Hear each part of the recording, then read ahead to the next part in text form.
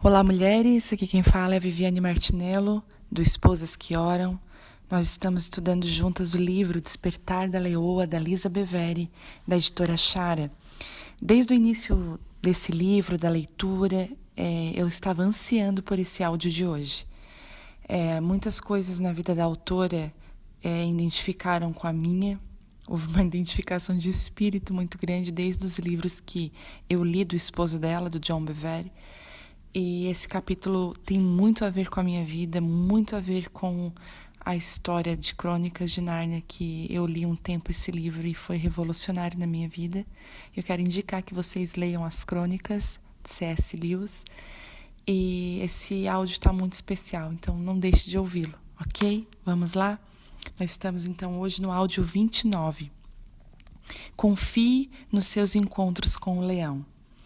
Quando eu era menina, ganhei de presente de Natal a série completa de As Crônicas de Nárnia. Cada título era como um tesouro enterrado. Quando terminei de ler a série, eu chorei. Não apenas porque as histórias haviam terminado, mas porque eu perdera a conexão com um lugar maravilhoso em outro mundo. Entendi que Aslan representava Jesus, mas eu não conseguia conciliar o Jesus a quem eu fora apresentada com o leão selvagem, indomável, porém palpável, que eu passara a amar nas crônicas. Ele andava entre os seus filhos. Eu não queria voltar às imagens silenciosas como a auréola e a fria água benta. Eu queria o leão vivo e vibrante de volta. Eu queria um encontro com Deus tão profundo, tão caloroso e tão vivo que sua existência palpável fosse inegável. Eu queria um amor tão poderoso que me assustasse. Eu queria uma justiça tão pura que interrompesse a minha respiração.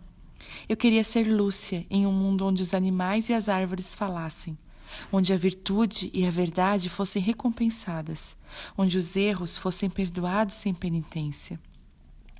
Deus nos convida a comparecermos diante dele com uma inocência infantil, com os olhos arregalados e a abraçarmos a maravilha do seu amor e redenção. Mas os regulamentos da religião e o passar do tempo fizeram com que muitos de nós nos desviássemos e perdêssemos de vista o leão da nossa juventude. Tendo esse conceito em mente, vamos visitar Lúcia nas páginas do Príncipe Caspian, o quarto livro da série As Crônicas de Nárnia.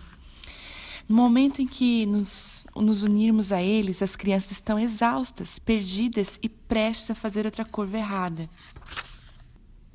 Quando Lúcia vê Aslan, o seu leão. Olhem, olhem, olhem, Lúcia gritou. Onde, o quê? Todos perguntaram. O leão, disse Lúcia. O próprio Aslan. Vocês não viram? Seu rosto havia mudado completamente, seus olhos brilhavam. Você quer dizer mesmo, começou Pedro. Onde você acha que viu? Perguntou Susana.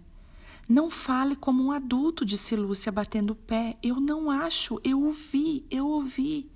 Onde, Lu? Perguntou Pedro. Bem ali entre as árvores daquela montanha. Não deste lado do desfiladeiro, bem do lado oposto do que vocês querem seguir.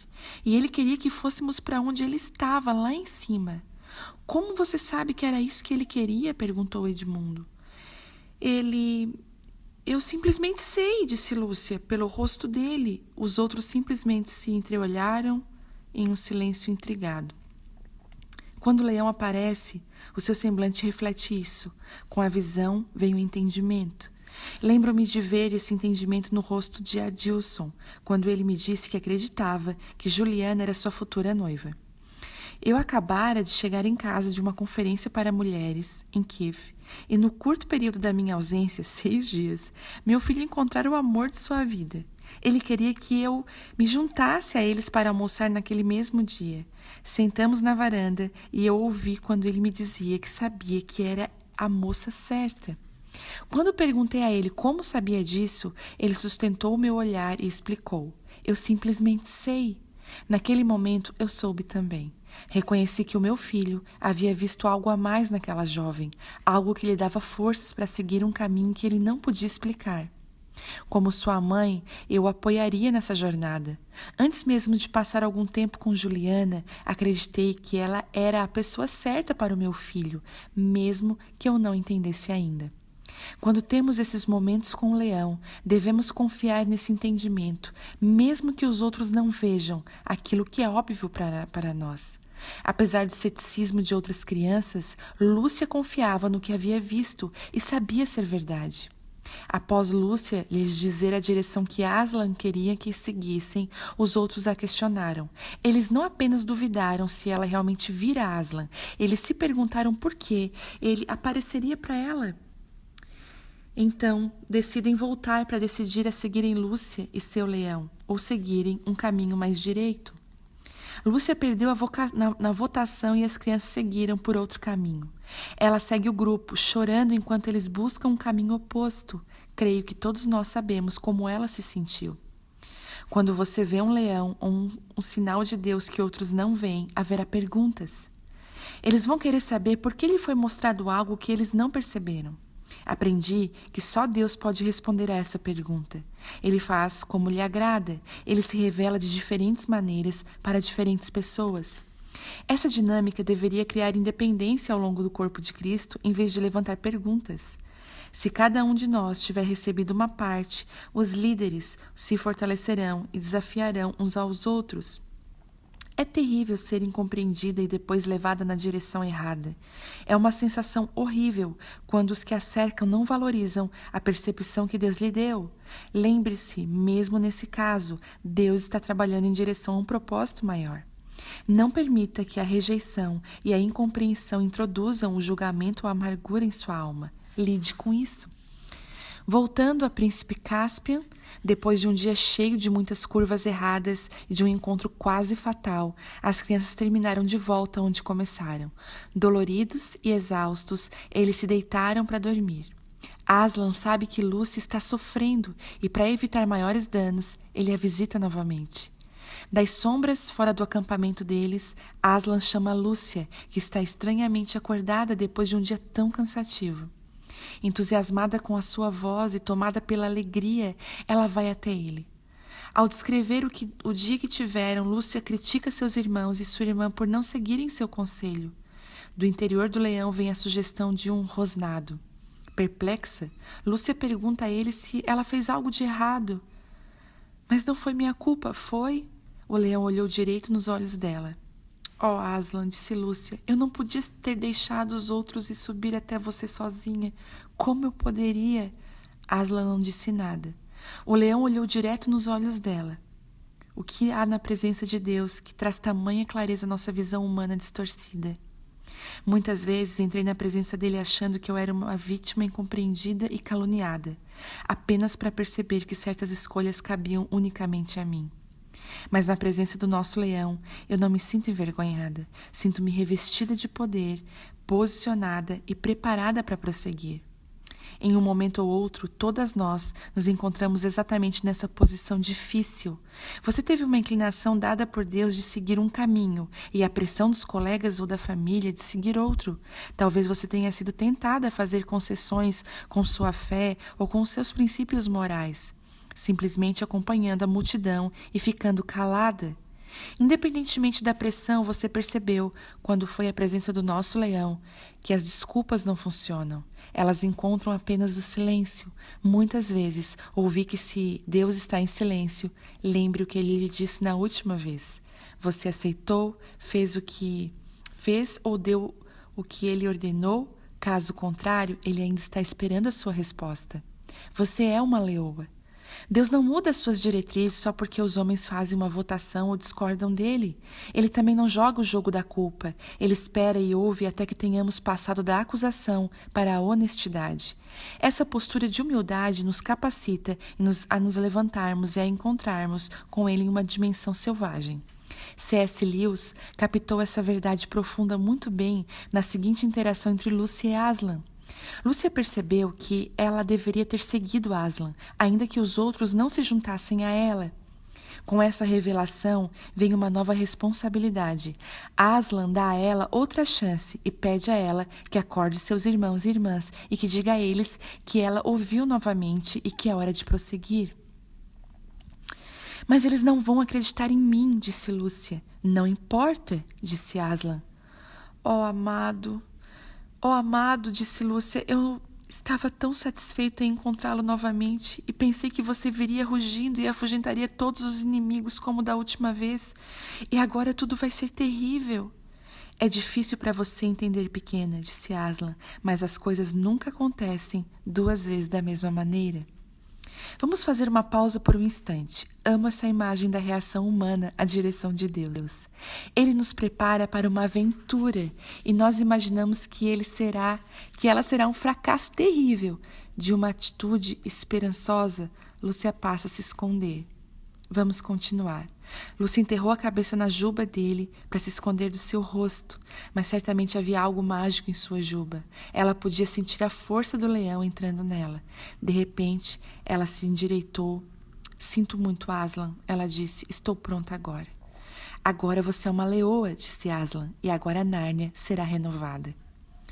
Quando li essa declaração, ela tomou conta de mim. Agora você é uma leoa. Creio que Deus quer fazer essa mesma declaração sobre cada uma de suas filhas, à medida que nos endireitarmos, pararmos de chorar e nos dispormos. Então Deus pode proclamar: agora você é corajosa, agora você tem a minha perspectiva, você percebe os seus pontos fortes, você está pronta para a batalha. Lembre-se, você faz parte de um exército engajado em fazer o melhor.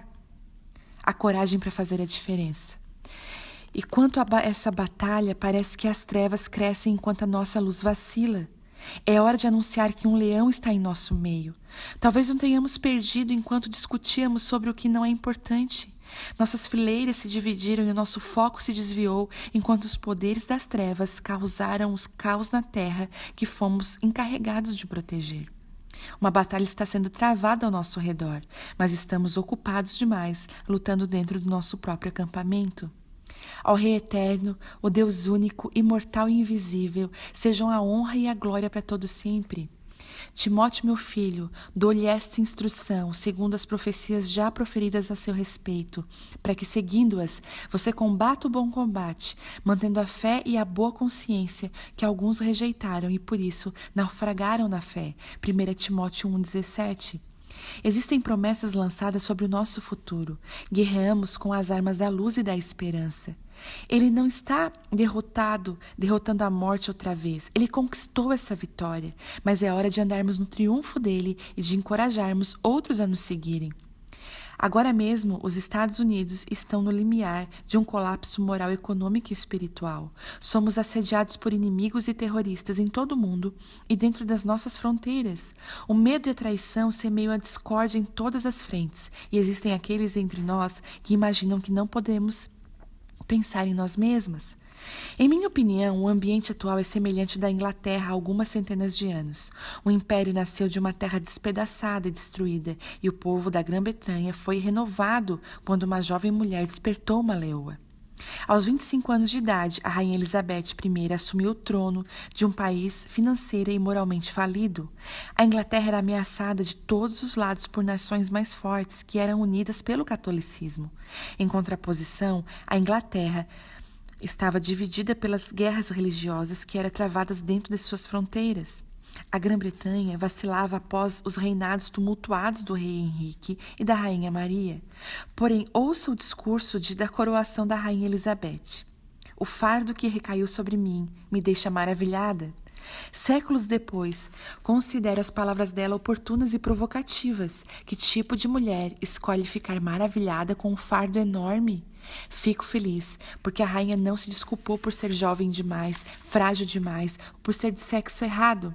Seu direito ao trono foi desafiado repetidamente, mas mesmo quando ela era chamada de filha bastarda do rei Henrique, ela não cedeu. Em vez disso, Elizabeth optou por ficar maravilhada. Sua perplexidade a moveu a entrar na dimensão da maravilha do assombro e da dependência de Deus. Desde o início, Elizabeth aprendera a escolher as palavras cuidadosamente. Do contrário, ela não teria vivido até os 25 anos de idade. Desde o nascimento até o túmulo, ela foi cercada por aqueles que desejavam seu mal. Em sua corte, em seu país, viviam traidores e usurpadores que teriam adorado armar ciladas para ela com suas palavras. Sua meia-irmã Maria, que fora rainha antes dela, ganhou o título, Maria sanguinária, por causa do número de execuções durante o seu reinado. Maria procurava oportunidades para matar Elizabeth e chegou ao ponto de aprisioná-la na Torre de Londres, onde a mãe de Elizabeth, Ana Bolena, fora aprisionada antes de ser decapitada. Os ataques e conspirações da rainha Maria contra Elizabeth só terminaram com a sua morte. Pouco depois de Elizabeth se tornar rainha, sua prima Maria, rainha da Escócia, que era apoiada pela Igreja Católica, voltou à Grã-Bretanha e tentou repetidamente roubar o trono da Inglaterra. No fim, Elizabeth mandou executá-la quando uma tentativa de assassinato descarada veio à luz. Elizabeth foi traída, rejeitada e desacreditada, mas permitiu que as dificuldades a transformassem na melhor governante que a Inglaterra já conheceu. Em vez de se casar e gerar um herdeiro, Elizabeth I jurou ser tanto esposa quanto mãe de seu reino. Esse nível avassalador de comprometimento a libertou para se concentrar nas estratégias que estabeleceram seu reinado em poder. Além de se instruir, aperfeiçoar constantemente, ela se cercava de conselheiros sábios e mantinha o controle sobre a qualidade de vida e o bem-estar de seus súditos. Sob o reinado da rainha Elizabeth, as facções religiosas foram unificadas sobre a Igreja da Inglaterra. A economia da Inglaterra passou de solitária e dependente a diversificada e independente. A ciência e as artes floresceram. A Inglaterra tornou-se uma força naval. O estabelecimento e a exploração da América prosperaram. A rainha Elizabeth trouxe seu país à idade do ouro e transformou um pequeno reino em um império.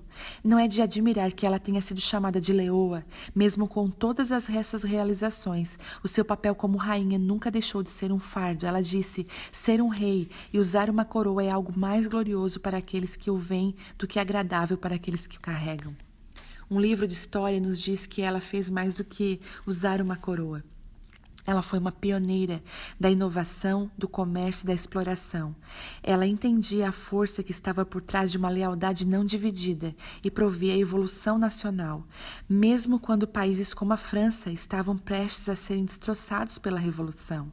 Elizabeth era destemida no campo de batalha. Eis um extrato do seu discurso enquanto ela se preparava para cavalgar entre uma batalha em suas tropas.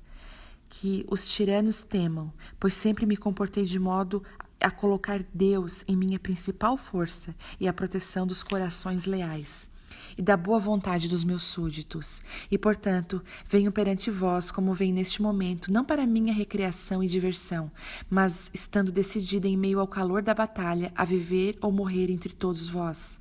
A entregar por Deus e pelo meu reino e pelo meu povo a minha honra e o meu sangue, até mesmo no pó.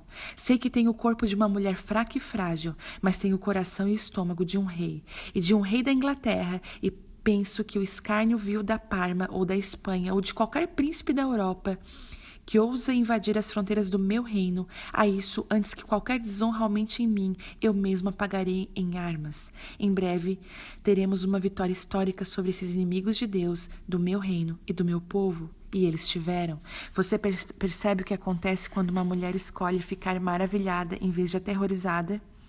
Elizabeth seguiu a Deus destemidamente, atenta ao seu destino. Ela não buscava o conselho de Deus casualmente. Ao contrário, Elizabeth mantinha diários de oração em 3 idiomas diferentes.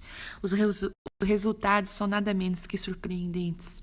Talvez você, nesse caso, permita que os exemplos de Lúcia e da Rainha Elizabeth encorajem você a prosseguir. Não importa o que os outros veem para você. Se Deus falou, creia nele. Vá para onde ele disser para ir. Ouça o que ele lhe disser. Siga esse leão enquanto ele conduz você. E confie nesse entendimento, mesmo quando outros possam não entender. Você está pronta para ficar maravilhada? E eu quero indicar vocês, mulheres, a assistirem o filme Crônicas de Nárnia, Príncipe Caspian. Deus abençoe.